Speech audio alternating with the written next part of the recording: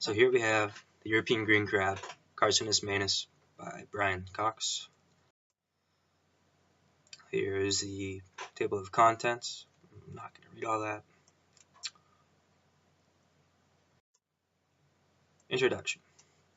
So this video is going to be about the European green crab and how it came to be an invasive species in the United States, specifically in New England. Some questions that will be answered throughout the video include: what does the European green crab look like? What are some general information about these crabs? How did it make its way to North America? Where did it come from? What effects, whether it be positive or negative, do they have on the ecosystems they have invaded and the local economy? Physical description. Although it is called the European green crab, their color depends on the molting cycle that they are going through. Their color can range from green to orange/red. The European green crab can also be identified by the yellowish spots located on their abdomen and by the 5 spines on the front edge of their shell. Adult European green crabs usually grow to be 3 inches wide and 2 inches long. So, physical description continued. Got some pictures right there. On the left, we have someone holding a European green crab. Their thumb is a good scale to show us how big they can grow to be. And on the right, the picture shows a female crab on the left and a male crab on the right. Notice how one of them is green and the other is orange, like I mentioned in the previous slide. This picture also shows the identifiable 5 spines that all European green crabs have. So now we got general information. The European green crab is native to the Atlantic coast of Europe and northern Africa. They're commonly found in rocky shore, cobble beaches, sand flats, and tidal marshes. They can tolerate salinities ranging from 4 to 54 parts per thousand and can live in waters from 0 to 33 degrees Celsius. And here we have some images of the European green crab in its natural habitats. On the left, we see them living in a rocky shore, and on the right, the image shows them living in a salt marsh. Here we got reproduction. Mating occurs when a male green crab finds a female green crab that is getting ready to molt. The male will usually find a female before she molts, which is good for the females because they are vulnerable once they molt. The male crabs will also protect them from predators and other male crabs. The females will lay eggs, which she carries in a pouch under her abdomen until the male fertilizes them. They can lay up to hundreds of thousands of eggs at once.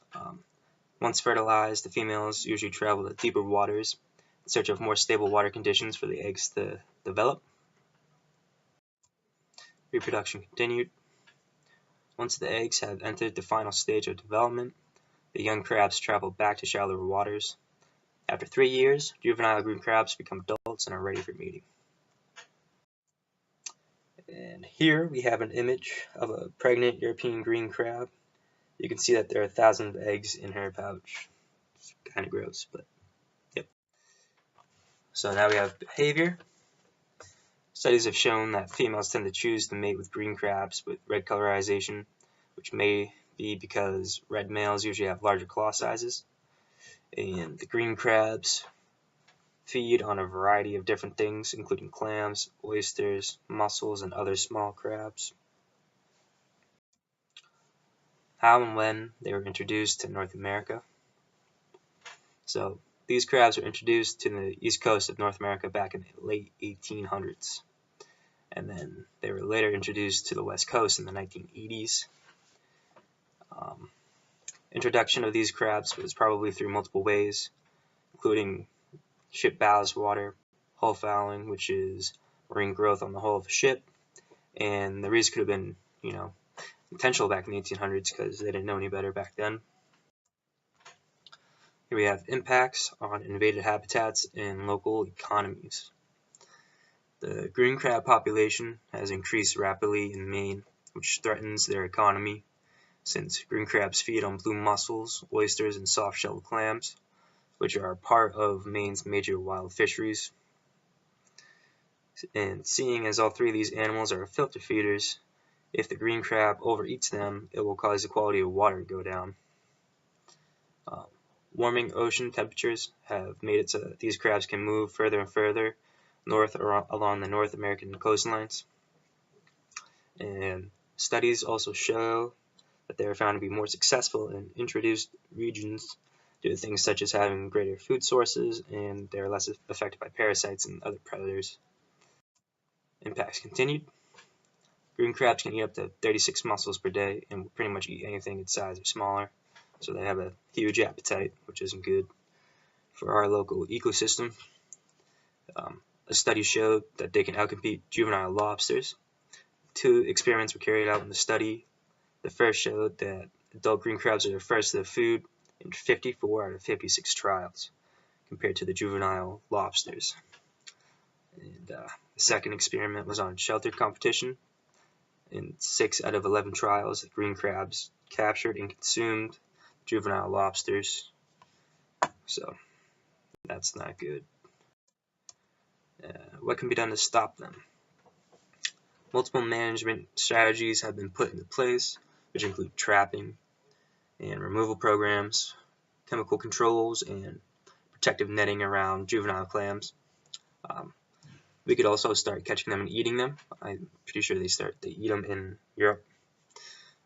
Another strategy which researchers are looking at is introducing a natural enemy. So the green crab's a natural enemy. The Sacculina carcini is a parasitic barnacle which impairs its host's reproductive organs. The Sacculina carcini can be found anywhere that the green crab is native to. During its larval period, it is pelagic and is an adult. And as an adult, it is primarily a parasite that lives in adult crabs. Any Sacculina seen living on a green crab is a female. Male Sacculina carcini are really small and have only one purpose, which is to fertilize the female's eggs. As carcini continue, so they start out as plankton. Their lifespan is the same as its hosts, which is around 1 to 2 years. When they find a host, they extend their tendrils throughout their host's body, and they become a massive reproductive tissue, and they feed off their host. When fertilized, they produce hundreds of eggs, which incubate in the abdomen of their host. This parasite also changes the behavior of their host, whether it be male or female. They both, the parasite causes them to think that the eggs are their own. Continue part 2. Since S. carcini usually causes infertility in up to 50% of crab populations, they do a good job of controlling crab populations. The main reason for concern in introducing these parasites where green crabs have invaded is it would affect native crab species as well, which would further throw off the native food chain and negatively impact our economy even more.